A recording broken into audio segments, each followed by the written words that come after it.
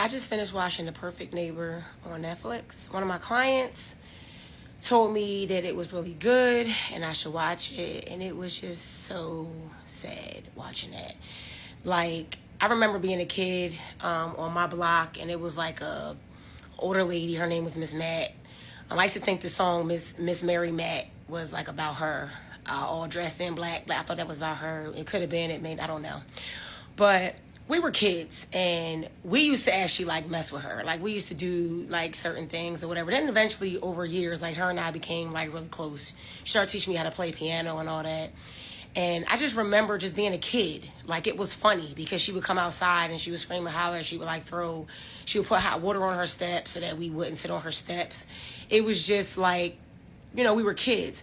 But watching this, it was more than just like an irritated older lady. She was racist. If you haven't watched it, it's on Netflix. And she ended up killing the lady. It was super sad. Two of the parts that really hit me was when they asked the two sons, something, and the son basically said he's heartbroken. I just broke down. It was so sad. And then the part that really got me was when they basically finally, after so much time, because they actually brought this lady home. Like, after she shot this lady and she went into the police station, they drove her home and let her go get her stuff and take her stuff to a hotel. Absolutely crazy. Like, we all know if it was the other lady shooting her, should have been in jail. She had to figure it out later.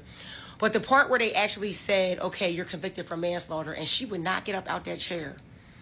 And they had so much patience for her. Like, I'm watching the TV and I'm out the screen like, get her out that chair. But they just she kept on saying, no.